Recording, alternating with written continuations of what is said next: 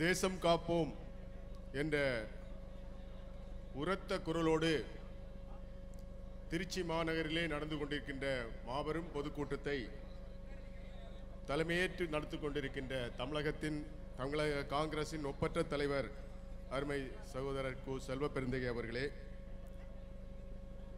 சிறப்பு விருந்தினராக வருகை தந்து சிறப்பித்துக் கொண்டிருக்கின்ற சூரஜ் எம்என் ஹெக்டே அவர்களே, வருகை தந்து சிறப்பித்துக் கொண்டிருக்கின்ற முன்னாள் மத்திய அமைச்சர், தமிழ்நாடு காங்கிரஸ் கமிட்டியினுடைய தலைவர் அருமை அண்ணன் சு. திருநாவுக்கரசர் அவர்களே, வருகை தந்து சிறப்பித்துக் கொண்டிருக்கின்ற முன்னாள் பாராளுமன்ற உறுப்பினர், நம்முடைய தமிழக காங்கிரசினுடைய தலைவர் அருமை அண்ணன் கே.எஸ். அழகிரி அவர்களே, வருகை தந்து சிறப்பித்துக் கொண்டிருக்கின்ற அகில இந்திய காங்கிரஸ் கமிட்டியினுடைய செயலாளர் அருமை சகோதரர் கிறிஸ்டோபர் திலக் அவர்களே,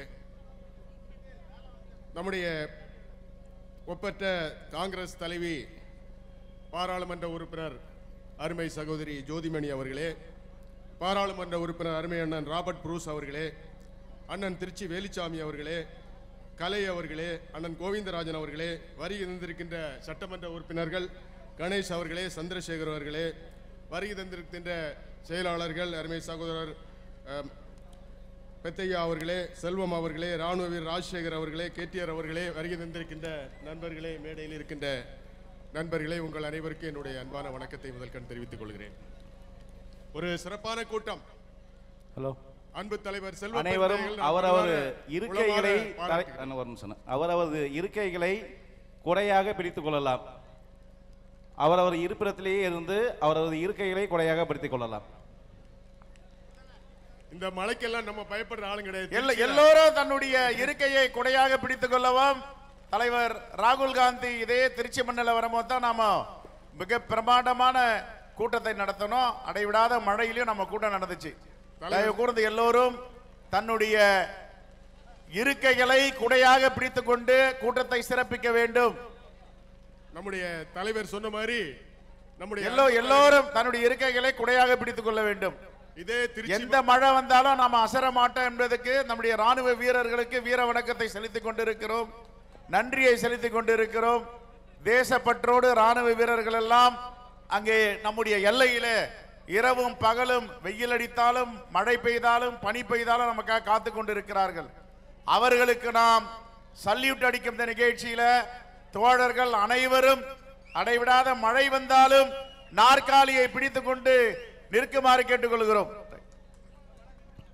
அன்பார்ந்த நண்பர்களே, பாருங்க, நம்ம தலைவர் பேசி முடிச்ச உடனே மழையை போயிடுச்சு.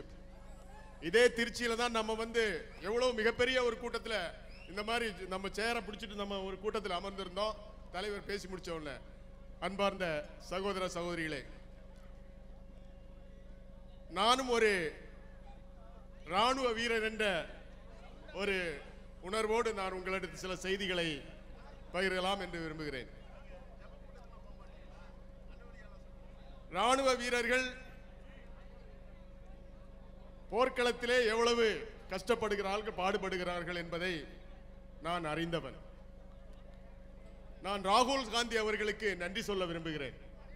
இன்று இந்தியாவில் உள்ள அனைத்து பகுதிகளிலும் ராணுவ வீரர்களை பெருமைப்படுத்த வேண்டும், அவர்களை உற்சாகப்படுத்த வேண்டும் என்று அவர்களுக்காக இப்போது திருச்சியில் நடைபெறுகின்ற கூட்டம் மாதிரி அனைத்து மாநிலங்களிலும் உள்ள நகரங்களில் ராணுவ வீரர்களுக்கான இந்த கூட்டங்கள் நடைபெற்றுக் கொண்டிருக்கின்றன. அதற்காக நம்முடைய ராகுல் காந்தி அவர்களுக்கு என்னுடைய மனமார்ந்த நன்றியையும் பாராட்டுகளையும் ஒரு ராணுவ வீரராக நான் தெரிவித்துக் கொள்கிறேன். நண்பர்களே, ஒரு ராணுவ வீரனுக்கு எப்படி மரியாதை செய்ய வேண்டும் என்பது இப்போது இருக்க ஆட்சியாளருக்கு தெரியுதா? கடந்த 15 ஆண்டுகளாக 11 ஆண்டுகளாக நம்முடைய நாட்டில் ராணுவ வீரர்களுக்கு என்னென்ன கொடுமைகள், என்னென்ன நியாயங்கள் கிடைக்கவில்லை என்பதை நான் நன்கு அறிவேன். இதே திருச்சி மாநகரில் உங்களுக்கு எல்லாம் தெரியும், 2 மாதத்துக்கு ஒருக்க இங்க ரெக்ரூட்மெண்ட்டுக்கு வருவாங்க, மிலிட்டரிக்கு ஆள் எடுக்கிறதுக்கு. இப்ப வராங்களா? எவ்வளவு நாளாச்சு நம்ம ஊருக்கு வரமாட்டாங்க. அவங்களுக்கு தென் மாநிலங்கள் தேவையே இல்லை.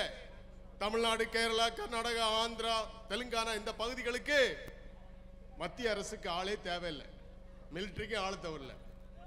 இப்போ அக்னிவீர்னு ஒன்று ஆரம்பிச்சிருக்காங்க. அக்னிவீர் 4 ஆண்டுகள் வேலை. மத்திய அரசு நமக்கு வெளியிடணும். தமிழ்நாட்டில் இருந்து கடந்த 11 ஆண்டுகளாக எத்தனை ராணுவ வீரர்களை நீங்க தேர்ந்தெடுத்திருக்கீங்க?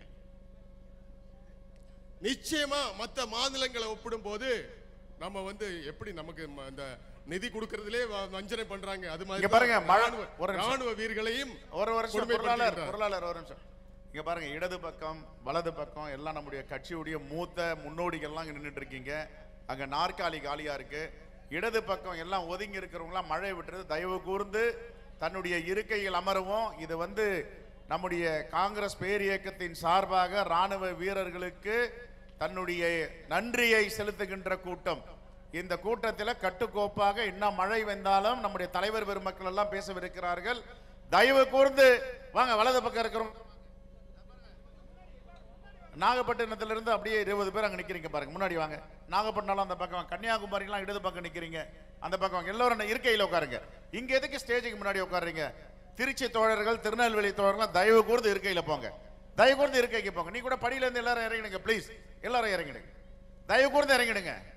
இந்த கூட்டம் ஒரு உணர்வு பூர்வமான கூட்டம், நம்முடைய ராணுவ வீரர்களுக்கு நன்றி செலுத்துகின்ற கூட்டம்.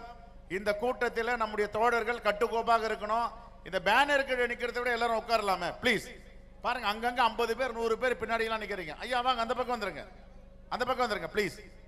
ரைட், பேசுங்க. நான் நம்முடைய பாரத பிரதமரை அன்போடு கேட்டுக்கொள்கிறேன். இப்போது இந்த போரில் உயிரிழந்தார்களே, அவர்களுடைய எத்தனை குடும்பத்துக்கு நீங்கள் சொன்னீர்கள்? எத்தனை பேர் உயிரிழந்தார்கள்? அவர்களுக்கு என்ன இழப்பீடு கொடுத்தீர்கள்? இதை நீங்கள் ஒரு வஞ்சனை செய்கிறீர்கள் என்று மிலிட்டரியில் இருக்கின்ற, ராணுவத்தில் இருக்கின்ற ராணுவ வீரர்கள் மிக கடுமையான மன உளைச்சலுக்கு ஆளாகி இருக்கிறார்கள். அவர்களுக்கு எந்த விதமான வாய்ப்புகளும் கொடுக்கப்படுவதில்லை. ஓய்வு பெற்று வந்ததுக்கு அப்புறம் கூட அவர்களுக்கு சரியான வாய்ப்புகள் வழங்கப்படவில்லை. எனவே நான் மீண்டும் மீண்டும் ராகுல் காந்தி அவர்களுக்கு எங்களுடைய நன்றியை, எங்களுடைய ராணுவத்தினுடைய, முன்னாள் ராணுவத்தினுடைய மக்களின் சார்பாக காங்கிரஸ் இயக்கத்துக்கும் ராகுல் காந்திக்கு எங்களுடைய மனமார்ந்த நன்றியை சொல்லி விடைபெறுகிறேன். நன்றி, வணக்கம்.